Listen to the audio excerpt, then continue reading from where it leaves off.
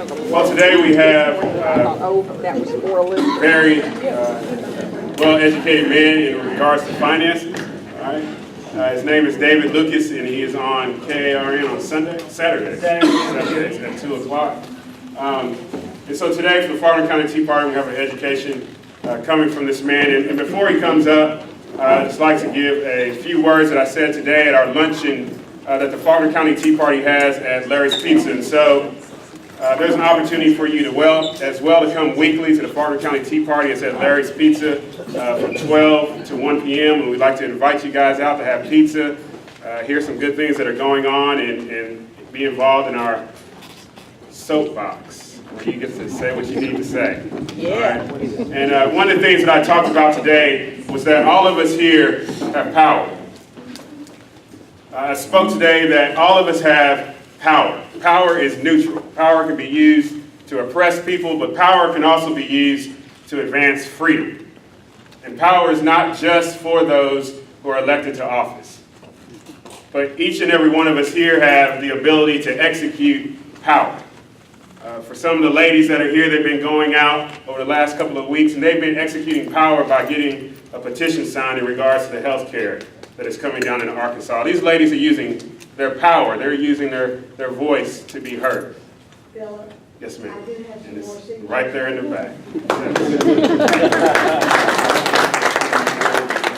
And so you use power in other ways. You use power when you get on Facebook and you talk about an issue that is going on in our city, state, and nation. You use your power when you get on Twitter. You use your power when you sit at Starbucks or around coffee, or you're at class and you're talking about the issues that are going on in our nation that affect not only your freedom, but the freedom that's going to come for your children and for your grandchildren. And so don't ever let anybody tell you that you do not have the power to do something.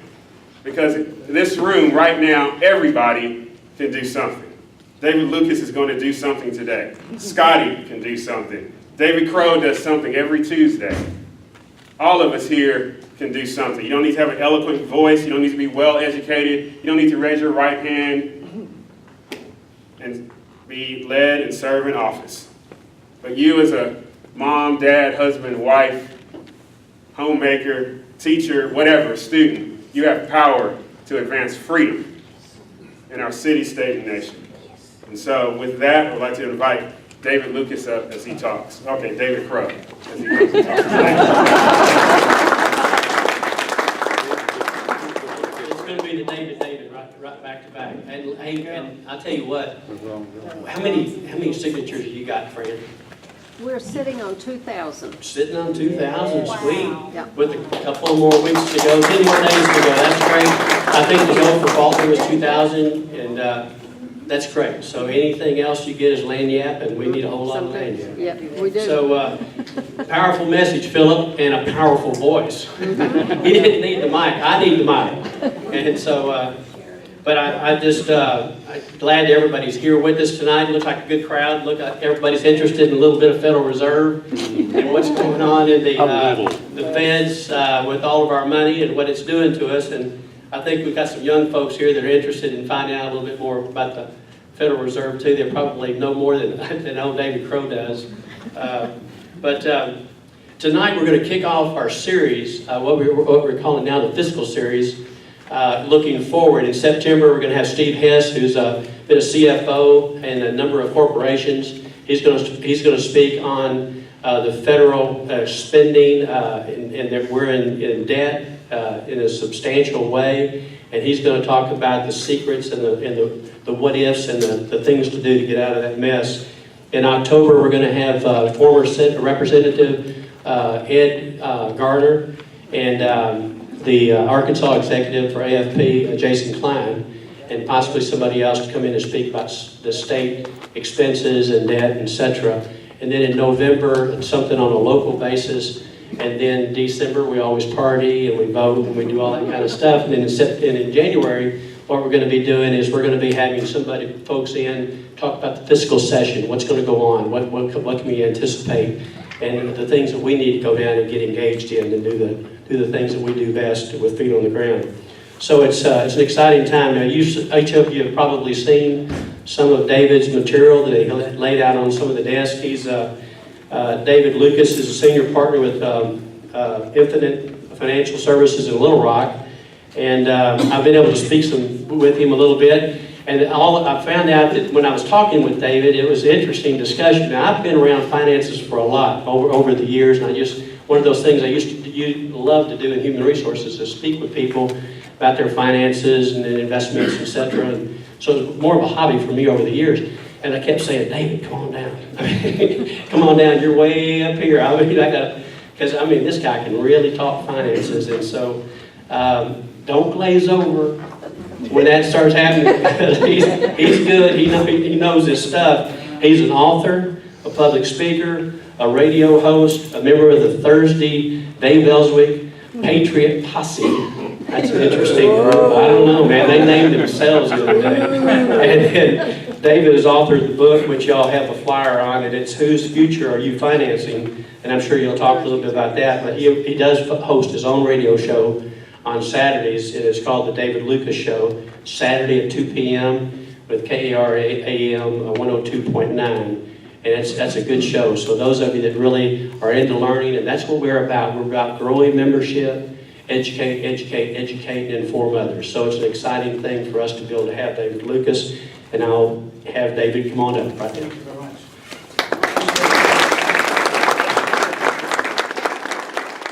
Thank you, David and Philip, and it's been a pleasure. I know Scotty's already done something. She already did her part. She brought the chocolate cookies, so I'll be for sure. So it was a pleasure meeting a bunch of you, and I'm looking forward to meeting more of you after this. If you remember just one thing when you leave here tonight, I want you to leave with this. The Federal Reserve is at the root cause of our nation's federal government spending problems. Make no mistake about it. Absolutely. The Federal Reserve is the primary enabler of the rampant, out of control, ridiculous, fill in the word you want there, fill in the word, right?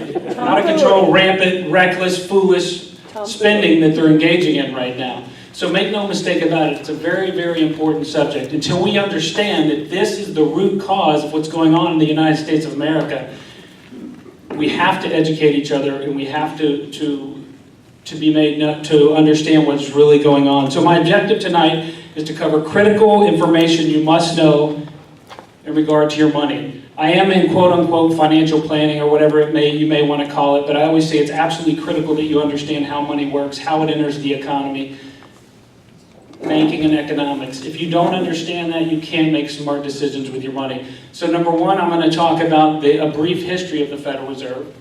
Number two, I'm going to talk about our current monetary and banking system, and specifically how it relates to how money is created and enters the economy. This is a very nebulous or vague topic for many people.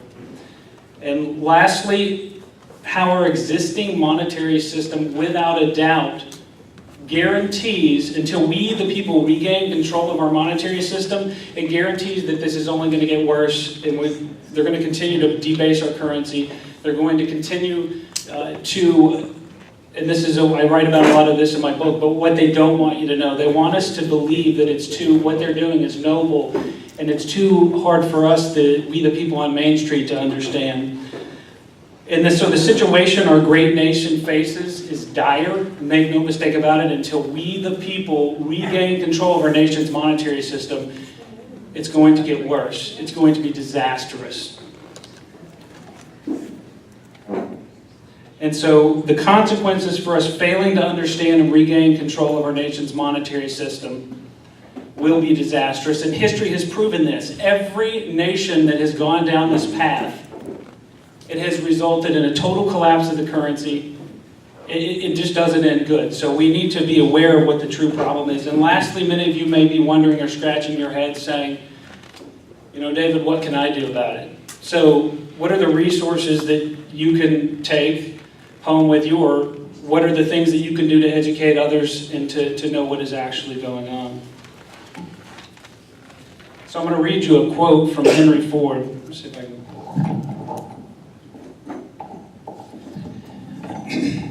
Henry Ford once stated, "It is well that the people of the nation do not understand our banking and monetary system." For if they did, I believe there would be a revolution before tomorrow morning. That's a quote of Henry Ford. So, as I always say on my show, if what you thought to be true about your money turned out not to be true, when would you want to know about it? You'd want to know right now, right? Obviously. So just how much do you know about that Federal Reserve note that's in your wallet? People give very little thought to it. Yeah, it's just money. So the Federal Reserve, we know, was formed in, 1913, and it's not American, it's not federal, it has no reserves, and it's not really a bank. It's controlled by some of the richest, most influential, powerful people in the entire world, and they have made no mistake about it. This is the core principle you need to understand about the Federal Reserve. They have the power to create money out of nothing. So institutions we know, like the Federal Reserve, have been staunchly opposed by our founding fathers, such as George Washington and Thomas Jefferson. This is well documented. So during Washington's first term, I was doing a little research because David Crow had invited me to speak. So I'm going to read you just a little bit here. During Washington's term as president, his Secretary of Treasury, Alexander Hamilton, proposed the creation of a central bank, the first bank of the United States. In response, Secretary of State at the time, Thomas Jefferson, declared, "A private bank, central bank, issuing the public currency is a greater menace to our liberties than a standing army." George Reed, not as famous, from Delaware at the Constitutional Convention declared, "A provision in the Constitution allowing the new government the right to issue fiat money," and we'll talk about what fiat money is in a minute, "would be as alarming," this is what he said, "as the mark of the beast in Revelation." So our founding fathers understood the inherent dangers of the government having unrestrained ability to create money out of nothing. So, as I said, I'm going to give a brief history of the Federal Reserve. So how many of you in this room know how the Federal Reserve, the existing central bank, started? That's right. Jack just answered. It was Jekyll Island. It was November of 1910. There was a secret meeting held at the island resort of J.P. Morgan. So, and many of you, it's that book right there on my chair here. Let me grab it. This is what it looks like. I highly, highly recommend that you get this book. It's kind of a hard read, but two things are going to happen. You're going to want to throw it up against the wall once you realize what's going on. But then you'll be empowered to actually understand what's going on, because the vast majority of Americans today have no idea that our currency is being manipulated. And make no mistake about it, and I'll talk about this, the biggest hidden tax known to man is taking place because of what they're doing. So some of you may have heard me interview G. Edward Griffin. I interviewed him on my radio show here about 6 months ago. I put a card on the chair there, and you can go over to dlshowonline.com. You look at recommended books, and you can listen to me interview him. So great, great book. So there were six men in attendance that represented the most influential, wealthy families at the time, and they also represented the European banking interest over in Europe, who were pushing for a central banking system here in the United States. So I'm going to read you this list of some of the people at the time that were at this meeting. It was Senator Nelson Aldrich, who was the Republican whip in the Senate, chairman of the National Monetary System, father-in-law to John D. Rockefeller Jr., Henry P. Davidson, partner of J.P. Morgan Company, A. Pyatt, many of these names may not mean anything to you, but I think it's important that you know. Assistant Secretary of the Treasury, Frank A. Vanderlip, President of the National City Bank of New York, representing William Rockefeller, Benjamin Strong, who was head at the time of J.P. Morgan's Bankers Trust Company, later to become the head of the system, and Paul M. Warburg, who was a partner in Kuhn, Loeb and Company, representing the Rothschilds and the Warburgs in Europe. Now we know Warburg, who he was named after, or who was the guy? The name escapes me now. Somebody can help me out here. Daddy Warbucks, was it? Yeah, okay, thank you. All the money. So this poses the question, why would six men that were perceived by the public to be complete competitors of one another get together in such secrecy? Because we know when they got on Senator Aldrich's card, they only called each other by their first name, There were many things that took place. They replaced the waiting staff on Jekyll Island because they didn't want anyone to know that this meeting was going on. The answer, make no mistake about it, was for competition. So here's a few facts that were taking place around the time of 1910 when this meeting took place on Jekyll Island. And to this day, you can go to the club there and there's a plaque on the wall that says, in this room, the Federal Reserve was created. Just an interesting little fact. So almost all banks in the 1880s were nationally or federally chartered banks. To give you two examples, just something locally. I worked for a couple years for National Bank of Arkansas. I think they actually have two branches here in Conway. So that's a federally chartered bank. A state chartered bank, I believe Bank of the Ozarks, I was looking it up before I came in here, and Arvest are both state chartered banks. So at the time, the majority of banks were federally chartered. By 1896, the number of non-national banks had grown to 61%, so obviously this presents competition, right? To those in New York who were controlling the money interest in the big banks. So in 1913, when the Federal Reserve Act was passed, those numbers were 71%. Non-national banks holding 57% of all the deposits. So 71%, they were holding over half the deposits, were now controlled by the state chartered banks. So in another issue that was going on, there was a lot of private capital formation, meaning that companies began funding ventures not through going out and borrowing, but through their own profits. So this, of course, was something they wanted to reverse. They desired to intervene in the free markets and shift interest rates downward so consumers would favor debt. Again, intervene in the free market, so, control interest rates, and then make it more likely that people would want to go into debt.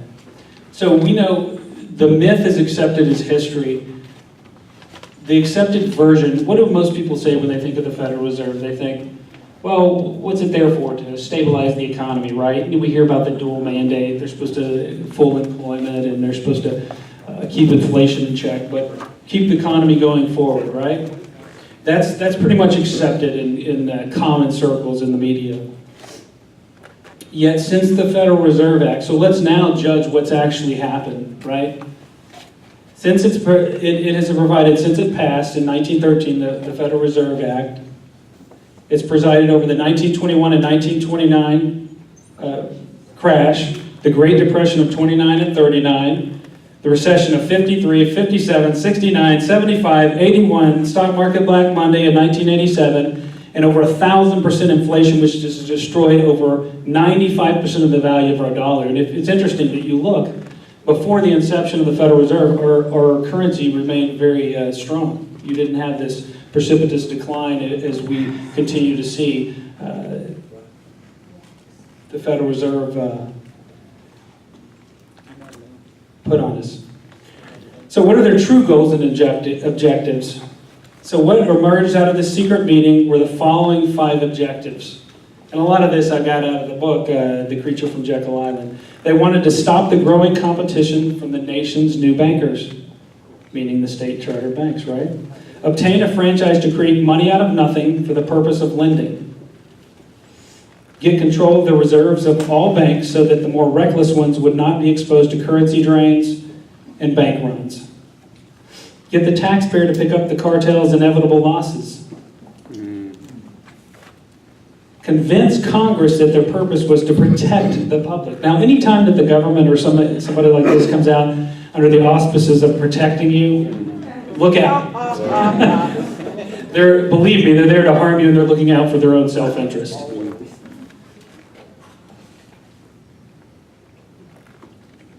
So they also employed other tactics. Some of them never called it a cartel or even a central bank. They knew as they were riding back and forth with the Rothschilds and they were taking on advice, they knew we don't want to call it a bank. Make it look like a government agency. Establish regional branches to create the appearance of decentralization, not dominated by Wall Street banks. Of course, we know this as the member banks, right? In the Federal Reserve System. Begin with a conservative structure, including many sound banking principles, knowing that the provisions can be quietly altered or removed in subsequent years.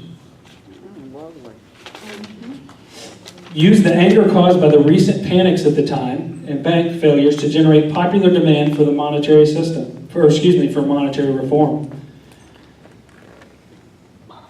Offer the Jekyll Island plan as though it were in response to that need. Employ university professionals to give the plan the appearance of academic approval. And this is the one that really got me. Speak out against the plan to convince the public that Wall Street bankers do not want the Federal Reserve Act. So they were preaching. People, they thought, well, if that guy is against it, it must be good, right? But this was all intentional. So the record shows that the Fed has failed to achieve its stated objectives, but make no mistake about it, they have been an unqualified success in what they wanted to achieve.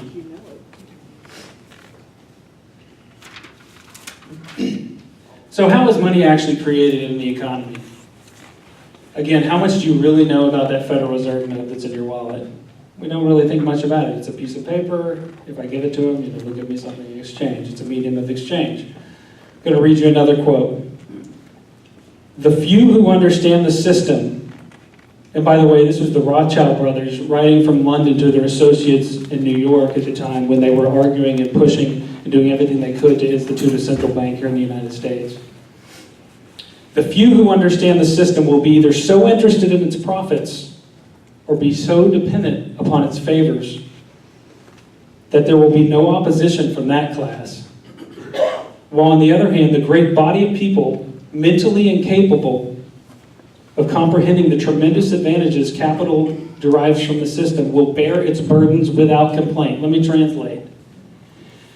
Look, us academia intellectuals that run at the top of the money spout, so to speak, we understand it, and we're not gonna share the truth about what's really going on because we're going to be enriched by its profits. But the average guy on the street is too stupid to understand what's going on. That's my translation. So it's important that you understand the principle stemming from the Federal Reserve. It's absolutely critical, really. Money that is our economy is created out of nothing. Another quote by Rothbard, Murray and Rothbard. Where did the money come from? It came, and this is the most important single thing to know about modern banking. It came out of thin air. Commercial banks, that is, fractional reserve banks, they create money out of thin air. We're going to talk about this. Everybody that you see has the ability to create money that didn't exist. The truth is that money doesn't enter the economy until a loan is created. So the Fed can't bounce a check, right?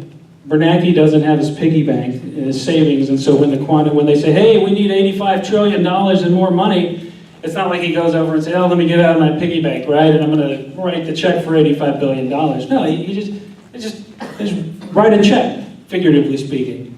It wasn't there. The money wasn't there. It's new money. So in reality, and this really, when I started studying this, and I was like, this can't be right, but it's true.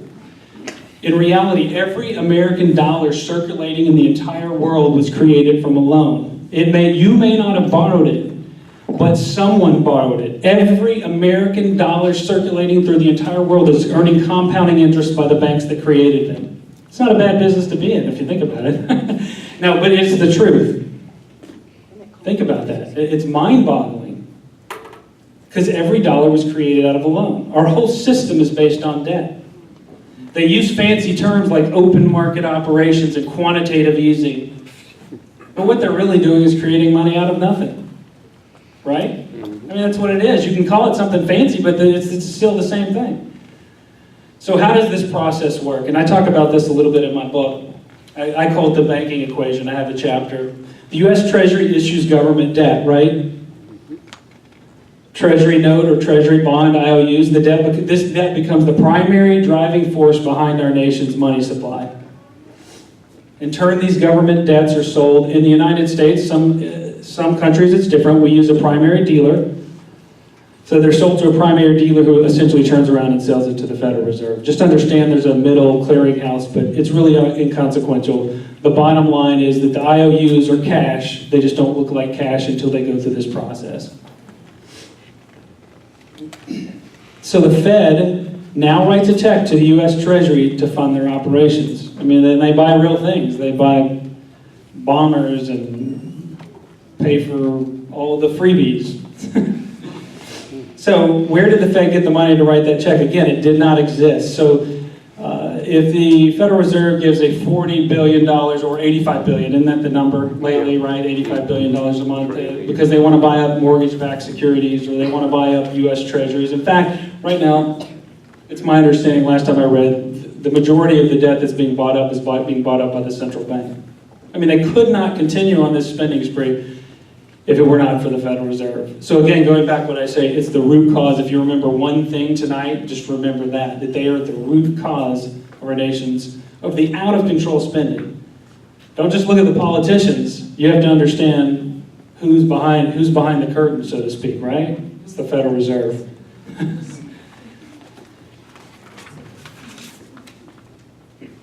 So it gets worse. So after this $85 billion, sorry, I hate to give you, we're not going to sugarcoat anything here, but it's not really good news, it's bad news. But so as the $85 billion essentially makes its way into the primary dealer account that sold those government bonds, that's where money, essentially where it enters the economy. So now what happens is, through the magic of fractional reserve banking, this further expands the money supply. Now, granted, some would argue with me that banks are sitting on unprecedented reserves, and that's true. You can look at a chart right now, and you can see since 2008, it's unprecedented in history. But they have the ability, the legal ability, to create, it seems like, $15 or $20 trillion in new loans, which would be new money entering the economy. Commercial banks. But the reality is that it does work this way. So if you go deposit $1,000, you get a paycheck, and you deposit it from your employer into your local bank. Now, we know that this bank now has excess reserves, right? Some people think that banking, they deposit $1,000, they loan it out at 6%, and they only pay me a measly 0.25 or whatever, and they make the difference. But what people don't realize is, no, they're not loaning out. They only have to have 10% of reserve requirement. So not only can they loan out another 900, but because of fractional reserve banking, that 1,000, it's really more like 9,000. Well, where did that other $9,000 or $8,000 come from? Out of thin air. You got it. Every bank has the ability to create money out of thin air. So let's go back in history a little bit. The history of modern banking as we know it today all came from goldsmiths or gold.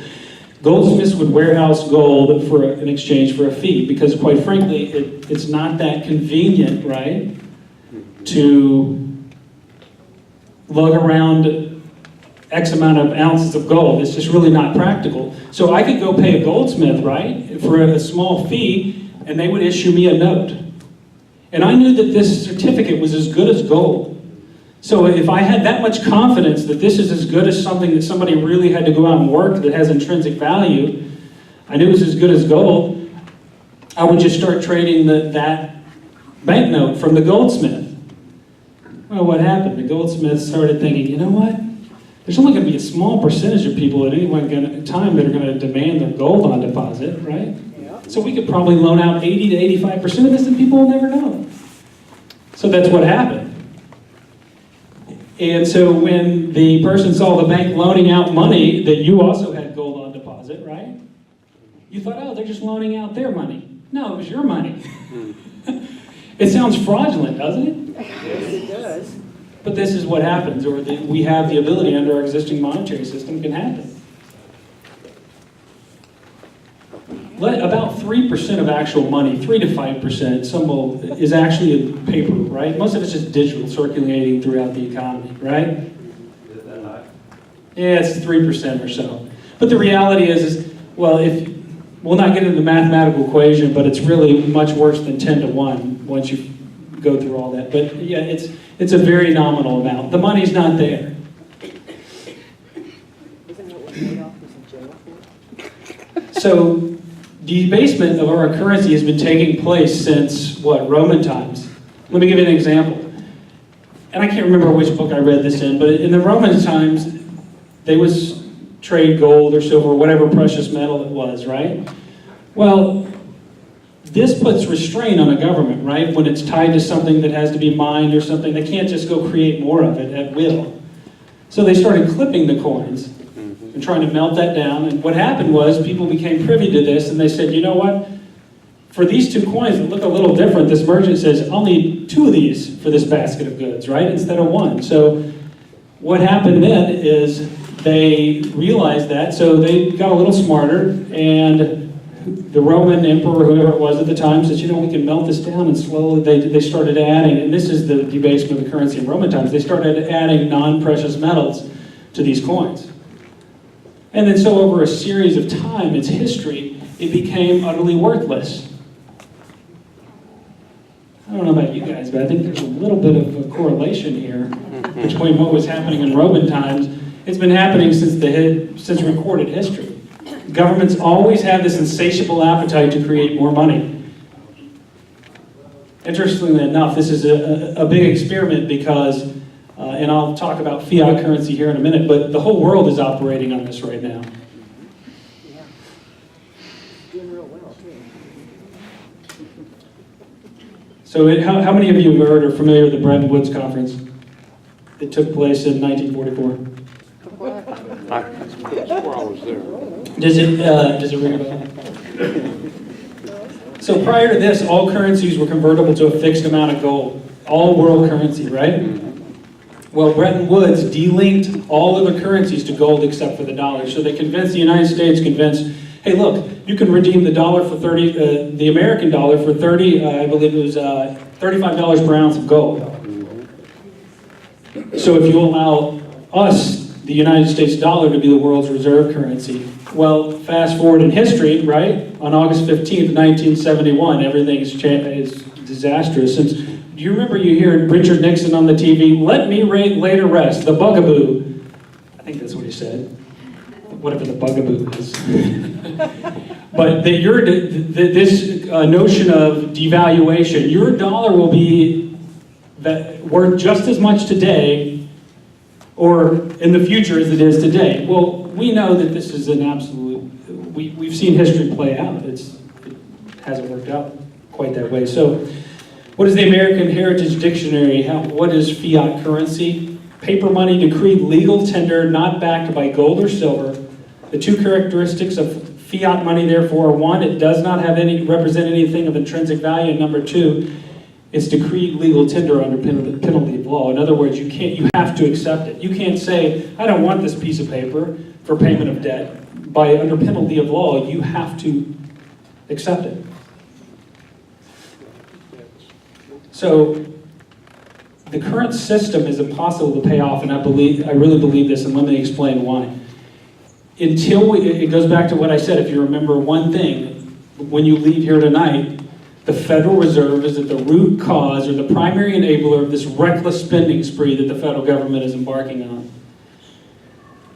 And it's impossible to pay off the current system. So imagine with me for a moment, it's not going to happen, but imagine with me if every student loan, every mortgage, every credit card, every loan that's ever been issued by a commercial bank that's outstanding right now was paid off, there'd be $0 in circulation.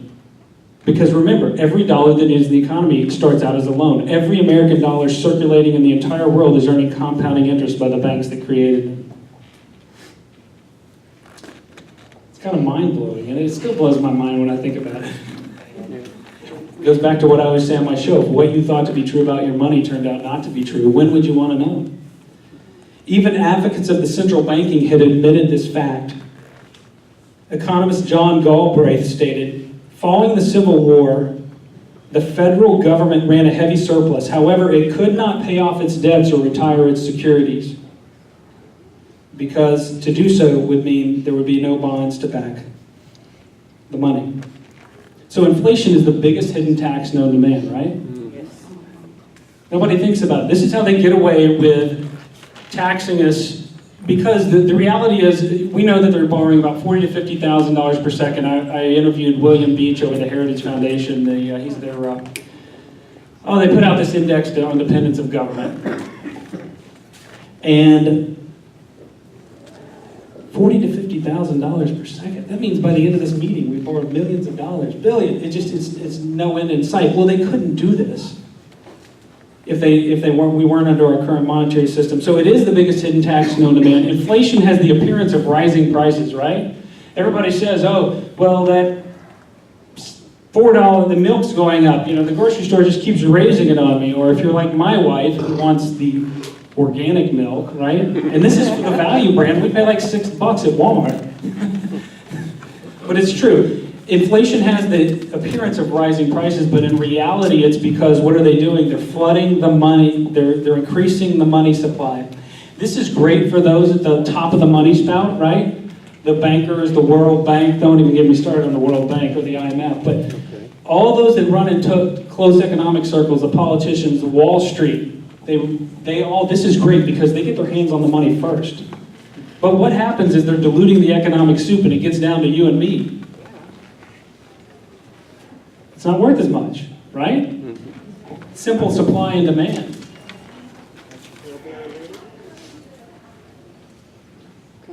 I think it was G. Edward Griffin in his book. He gave an example of it. I really liked it. He says, imagine we're all sitting around playing a game of Monopoly.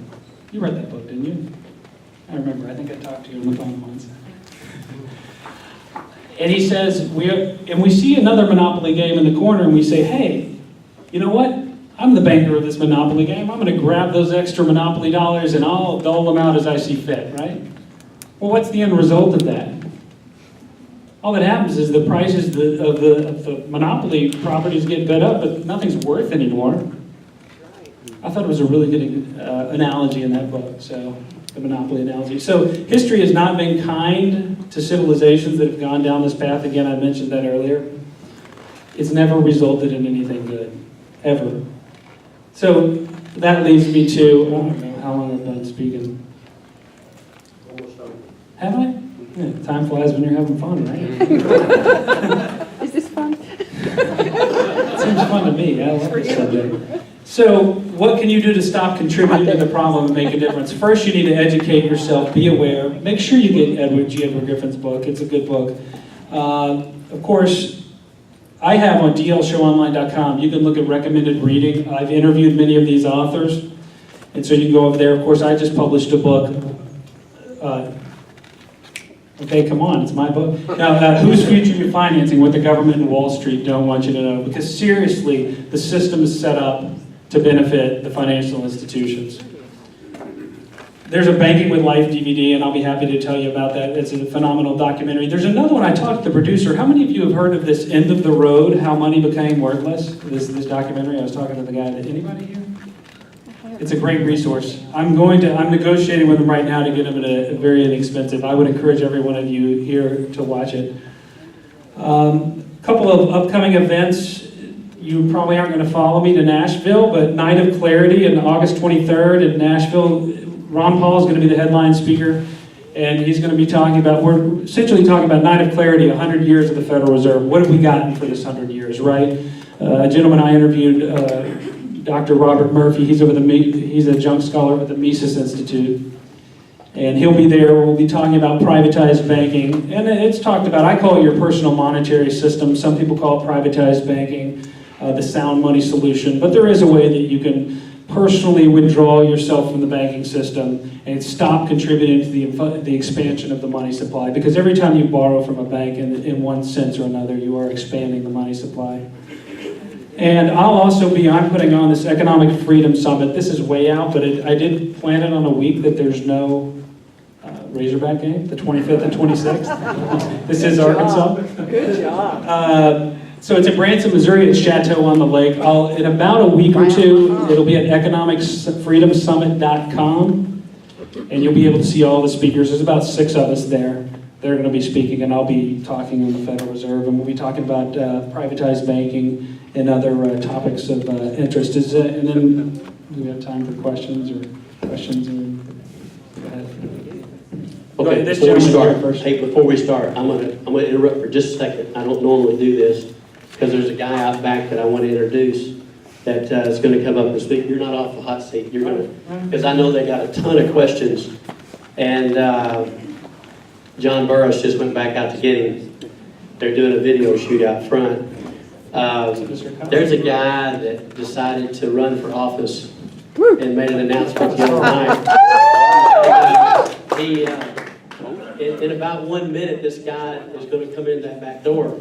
And he's made it known. He lives up in Dardanelle, and he's currently a congressman. I'm going to try to see if y'all can think about who this might be. And he's an exciting guy, and we're so glad that he's going to be running for office because he's running against somebody that y'all all know and just have enjoyed for 12 years because he votes with who? Obama 95% of the time. And what are we going to try and do? We're going to try to get Pryor out and have Tom Cotton as our next senator. Thank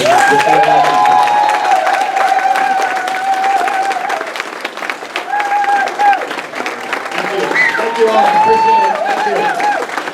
Thank you. Thank you for letting me make a little unscheduled drop by. We were in the neighborhood and we heard you were having your tea party meeting tonight. I said, I can't miss that. You know, I can only stay for a few minutes. I want to come by and introduce myself and ask you all for your support. So a lot of you have probably seen things on the news about me. You've probably seen me giving speeches. You might have seen Mark Pryor and his distorted ads saying falsehoods about me. Don't believe a word he says about me. So let me tell you the straight story. So I was born and raised just down the river valley in Dardanelle. Like a lot of you, my family has been there for many years. We have deep roots. I learned the values that a lot of you share working on a farm that my father had worked on and learned those same values from his Uncle Fred in the 1950s and the 1960s. I learned them from my grandma, I learned them from my great aunt Hood, who cared for us when my parents were both working full-time jobs trying to make a better life for our family. I'm blessed today to live in my Aunt Hood and Uncle Fred's old home, where I stayed overnight, where I played, where I slept, where I learned some of those lessons from her, just like my dad did when he was a little boy in the 1950s in that same very home. I learned them in Sunday school and church at First United Methodist in Dardanelle, where just last month, my nephew, my parents' first grandchild, was baptized, where my sister and I were baptized when we were infants, and where my father was baptized in the 1940s when he was an infant. Those kind of roots run deep in a place like Dardanelle and in communities all across this state. They're heritage that is a part of who you are. Another part of that heritage is duty and patriotism. That runs deep in my family as well. My grandfather volunteered for the Navy in World War II. My dad volunteered for the Army in Vietnam, even though he had a valid deferment from the draft. Because of the 9/11 attacks, I volunteered for the Army, and I became an Army Ranger and infantry officer, and fought in Iraq and Afghanistan. Now, that wasn't the easiest time for my family, and I can't say my parents supported it at the time. In fact, my dad said that he felt like God was punishing him for what he did to his dad in 1968.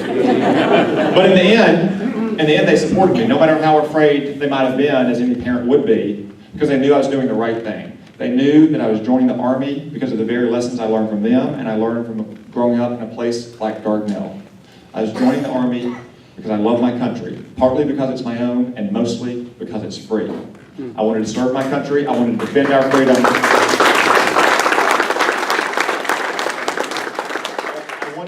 I wanted to serve my country and defend our freedom and our Constitution overseas. That's the exact reason I ran for Congress last year, and that's why I'm running now to be your next United States Senator. All right.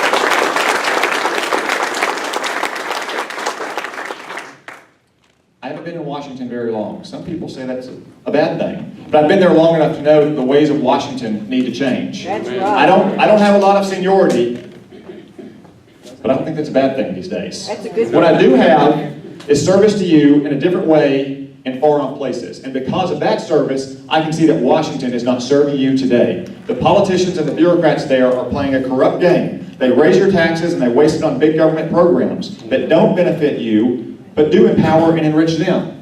They boss you around, they act like they're your betters.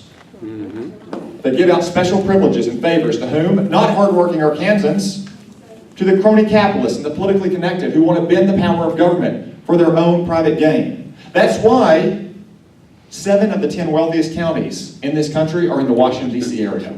I bet you didn't know that, did you? It's time that Arkansas had a senator who stood up and said no more. A senator who said enough to the crony capitalism and the giveaways and the reckless spending and the unfair taxes and the job-killing regulations and the unaccountable, unconstitutional concentration of power in Washington, D.C. We need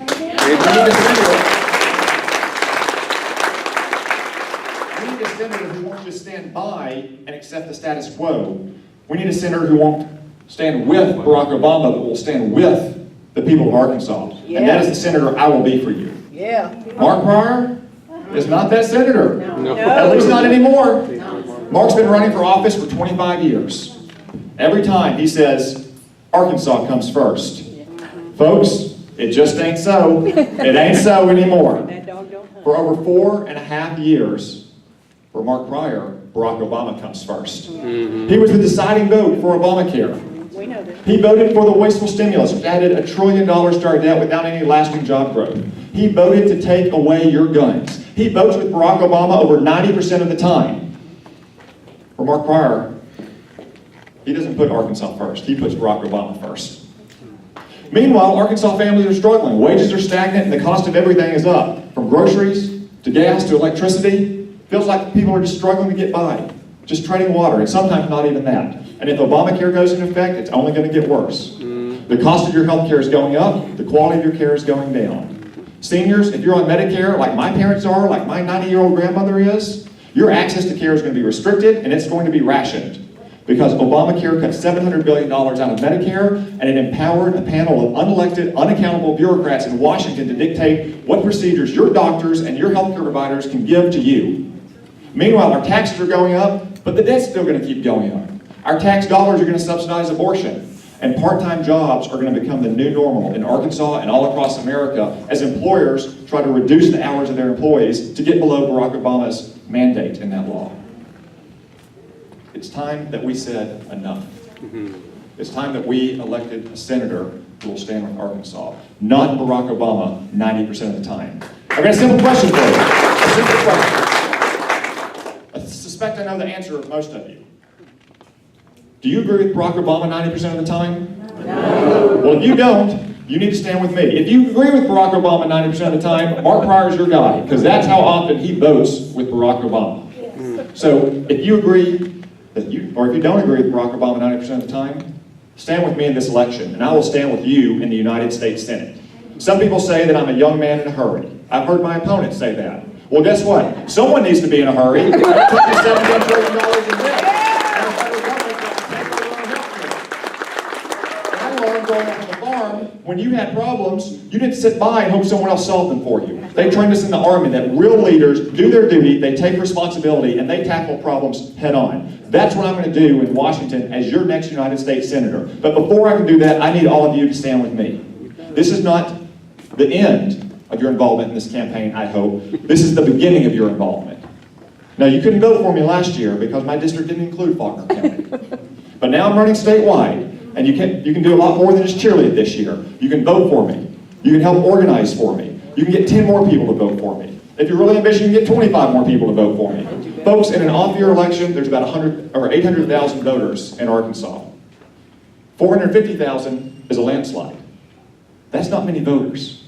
We're still a small state where personal contact matters. And each one of you have personal networks of your family, your friends, people you went to high school with, you went to college with, you work with, you go to church with, you go to Bible camp with when you were a kid. People who you know through your kids' networks. If you talk to all those people over the next 15 months, we can't lose this election. Not only will we not lose this election, we'll help elect conservatives up and down the ballot to ensure that Arkansas becomes a conservative state once and for all. That we consolidate the gains we've made over the last 2 election cycles, that we have a conservative majority in the House and the Senate, that we elect a conservative governor, and that we have all 6 of our federal office holders, to include our final senator, conservative Republicans standing for Arkansas values.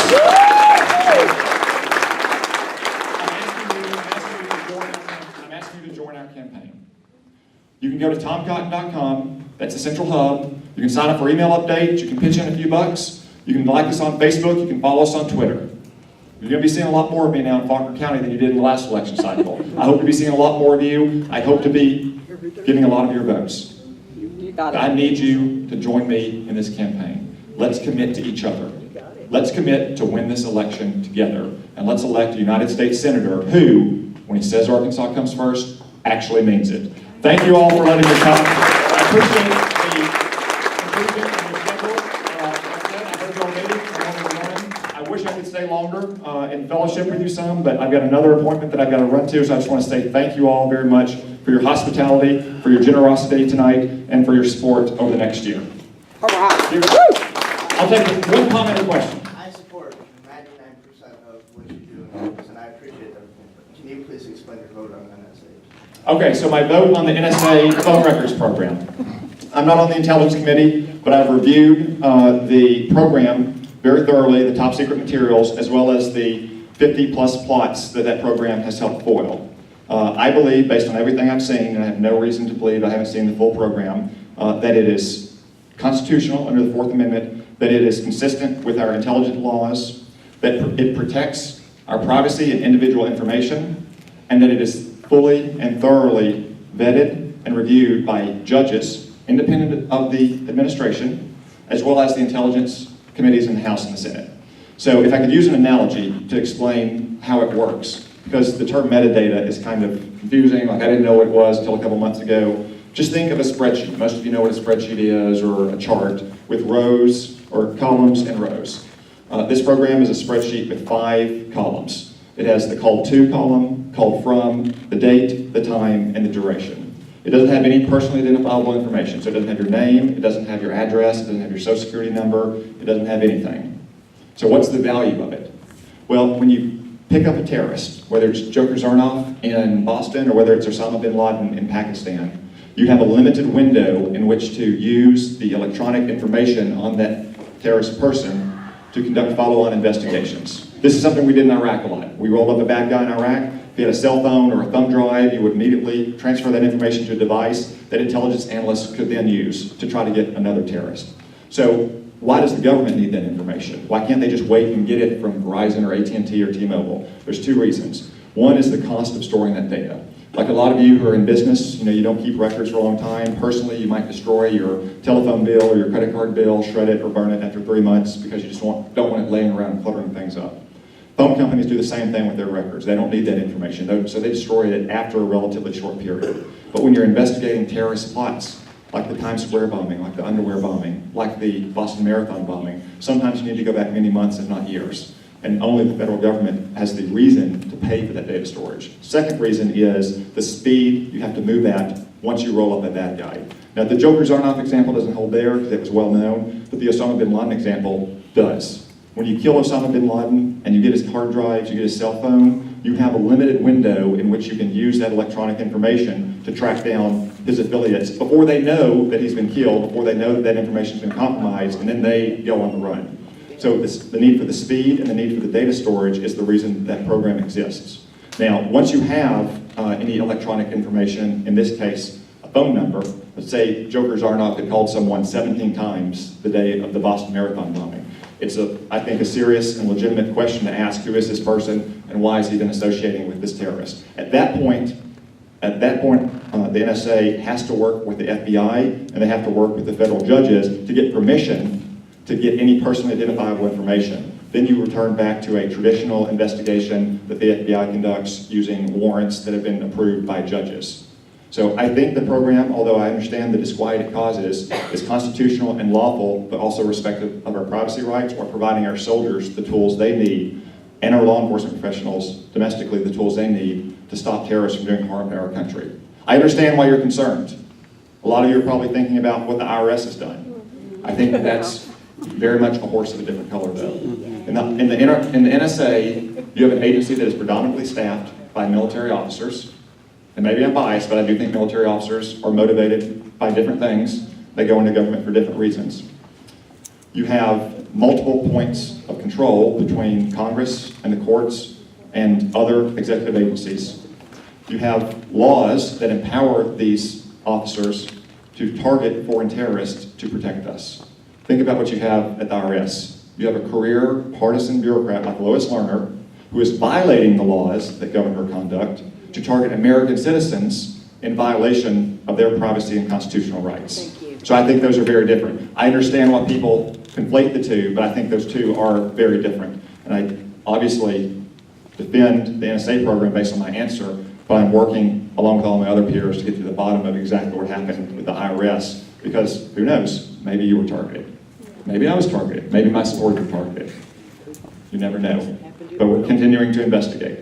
So, thank you. I hope that explains your question. I know that some of you probably still disagree with me, but as I like to say, I always try to do what I think is the right thing, even if it's not the easy thing, and I always try to explain what I do. I always try to do what I think is best for our Cantons, and I want to help keep our Cantons safe, and I think this program helps keep them safe. Thank you.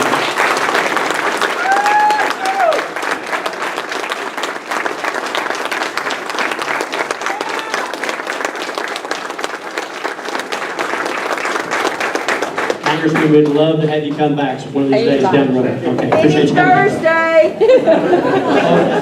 Okay, now, with that little brief Commercial break. and it was good that he was able to come in because he was locally, and thank you, Rod, for approaching him on that. That was good. David, I know they got tons of questions, so recalibrate your thoughts, come forward. He's got some... Tall Paul's got a question. That's surprising me. Ladies and gentlemen, I think here also did Tom. Okay. Go ahead, Tom. I just was curious, you said in 1913 that 70% of the banks were state chartered or were not chartered federally. What's the percentage today of the federally chartered versus non?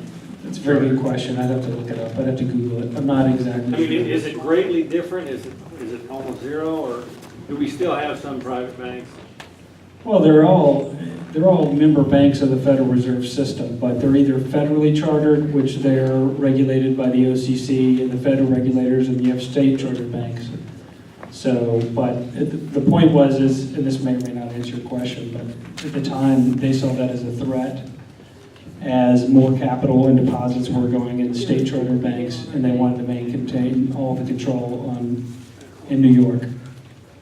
But to answer your question, I don't know the exact ratio of state chartered banks versus. I mean, did that solve what they wanted to do? Did that stop the competition as far as? Oh, without a doubt. I mean, every small community bank. If you look at statistically, the top two, and I talk about this in my book, the top 2% or zero, it's less than 1%, control 70%. The big behemoths, 12 banks control 70% of the banking assets, and they continue to get subsidies, whether you agree with me or not. And that's a long conversation, but taxpayer subsidies. The ones that members believe they're too big to fail, whose management believes that they can do whatever they want because essentially they're not, the federal government's going to bail them out. I don't know if that answers your question. Got a question back here. What is the bigger driver of debt money or fiat currency with the loans and such? Is it from the Federal Reserve, or is it from the federal government selling bonds, or is it from the private sector big bonds? Well, the majority of government IOUs right now are being bought up because we're spending over $1 trillion. There's just not that much demand. Most of it's being monetized, as evidenced by the quantitative easing, the $85 billion a month.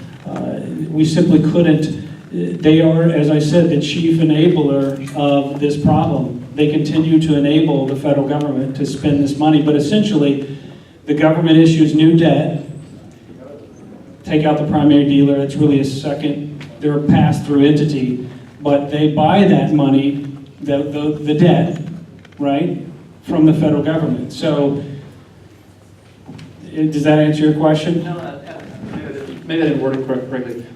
From what I understand, our money gets into circulation by loans, either the federal government borrowing money from the Fed, or from the private sector borrowing money from the Fed. Which is the bigger source? I mean, like if I go out and get a mortgage on a house, a certain percentage of that comes, well, on average, comes from the Fed, what, 50%, 60%, whatever it is. Well, no, the initial, the multiplier effect, or some people call it the money multiplier or whatever, but you have that $85 billion that enters the economy initially. But now remember the commercial banking system that they can loan up to 10 times, they only have to have 10% on reserves. So the commercial banks in the Federal Reserve System have the ability to create money out of nothing, just like the Federal Reserve. The bank that you see driving down the street. Now again, in the environment we're in, they're sitting on unprecedented reserves, but they legally can create new dollars. if you borrow $30,000 to go buy your next car, it's not like they had $30,000 sitting in the vault. They just insert the digits electronically in your account, and that's new money. The money didn't exist before then, again, because they have that excess reserves. Does that answer your question? So I must not be communicating. banks create money, the Federal Reserve creates money. I understand all that, I'm just saying. Do we have a larger debt individually than the nation does hold? Is it being driven more by private or more by federal making loans? You mean, now this gets into the conversation, if I'm understanding correctly, the question, is it being driven more by the private sector or, yeah, you're just saying, is it because, well, Which one's driving? an enormous amount of, Both. 7 or 8 years ago, the real estate market was really booming, and so people were borrowing money at a massive rate. So that was injecting tons of money into the economy. They're not borrowing like that. But that was Fannie and Freddie.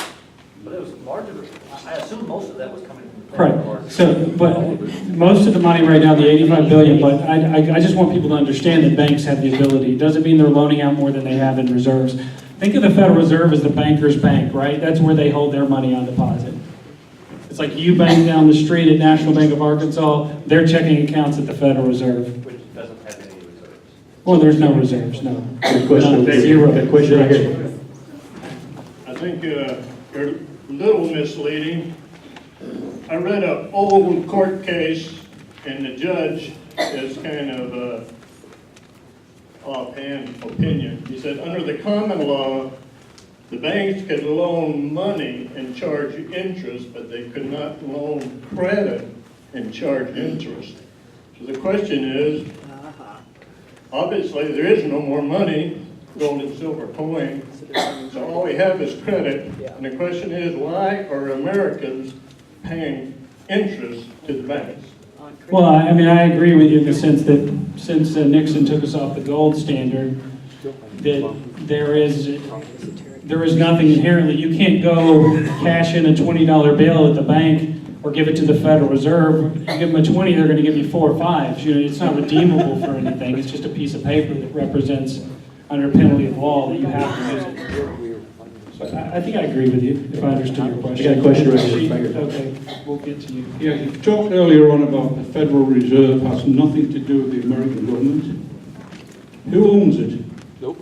Well, I didn't say that it has nothing to do with it. Well, I know it's regulated by It's the not a government. federal but is it a agency. It's private- not a federal agency, it's not a private bank, it really is a hybrid. That's the best way that I can explain it. But they have a legal ability to, they have a complete monopoly on the money supply. So who owns it? Class A and Class B stockholders, and one of them are foreign banks, Well, yeah. So who owns it? That is a, and the member banks are the You other. said those 5 people met at Jekyll Island or wherever.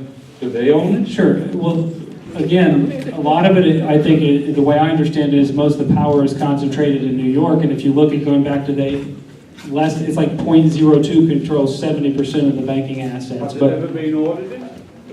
no, I mean, the Federal Never Reserve has. hasn't been audited. I mean, that's, I would think many people in here would agree that that needs to happen. I have a question for you. So, like, this is sort of depressing, you know? What's the average Joe on the corner supposed to do about all this? Sure, and one, educate yourself. I personally believe at this night of clarity that I'm going to with Dr. Ron Paul, what's called privatized banking. I call it your personal monetary system. There's something that's been in existence for hundreds of years that you do not contribute to inflating the money supply. You essentially create your own banking system.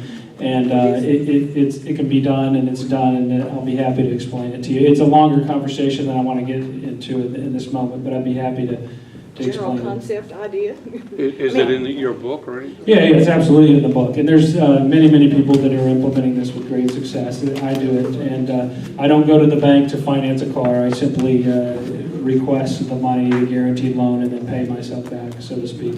What do you tell folks? My husband and I made choices several years ago. We own a business, and we have gone totally debt-free for several years now, operating strictly off cash, mostly because I don't want to incur debt not knowing how I'm going to return, how I'm going to pay it back. Sure, and you Is said that- you pay cash, and we're taught And that's not a ostensibly. good strategy either, I understand. understand, and I know why. What did you say? I said, I understand, and my CPA tells me that's not the best strategy either, and he Right. tells me why. Ostensibly, paying cash is a wise financial decision, but the reality is that you finance everything in life you buy. Yeah. You either pay interest or you give up the ability to earn interest. The person that pays cash for everything, there's a cost. They pay themselves back, they don't know it. I know a lot of people who will pay themselves back what they bought, they took out, but how many pay themselves back the interest they lost while the money was out of the account? So the key, and this gets into a lot of what I talk about in the book, you want complete liquidity, use, and control of your money. Because the reality is that the government qualified plan penalizes you up to 85%, where the majority of Americans are saving in a 401k or IRA. If you start saving at 20 years old, you're effectively till 59 and a half, you're penalized an egregious 10% penalty, right? On top of the normal tax rate if you need access to your money. I've never understood why is it that if I need access to my money, do I have to pay a penalty? Thank you. So then at 59 and a half, you enter into this magical 11-year period where you can take as much or as little as you money as you want without any penalty. When you hit 70 and a half, you have to take what's called a required minimum distribution, and the federal government will penalize you up to 50% of what in taxes. If you owed 8, they're going to tack another 4,000 in taxes on of what you shouldn't have taken, or should have taken but did not.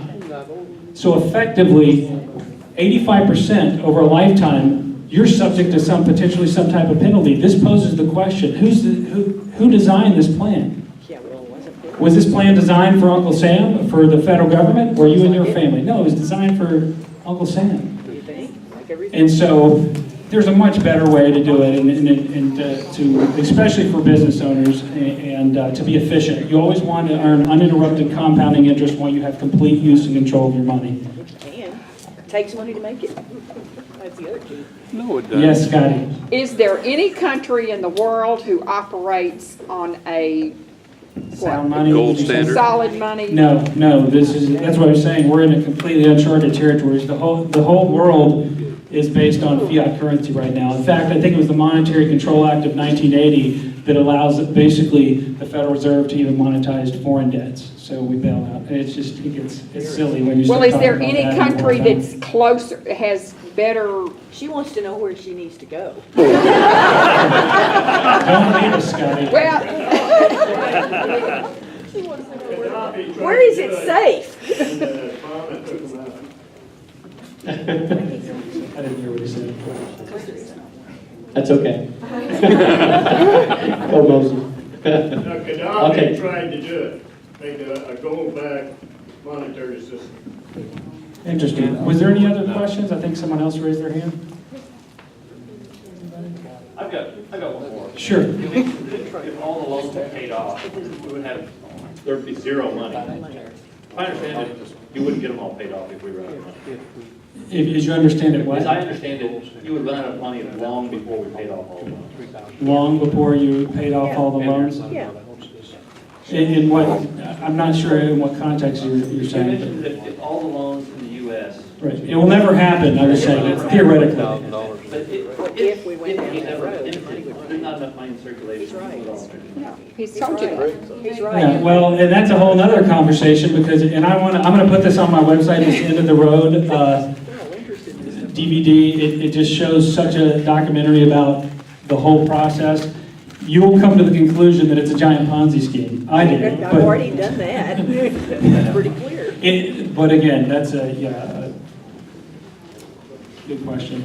David, one of the things that struck me was realizing that over the last 3 years, and I think these numbers are correct, is that the Federal Reserve has created, I think it's $3 trillion, and has pumped that into the system. Well, on the other side of all that, even though it's propping up the economy right now, the inflation that's going to be created by that, I know it's just going to exacerbate what has already been created since 1913, and it's going to. What you say it was 99. I mean, 95% of the value of the currency, roughly, Since we've then. lost since the inception of the Federal Reserve. That's right. That's an unbelievable number.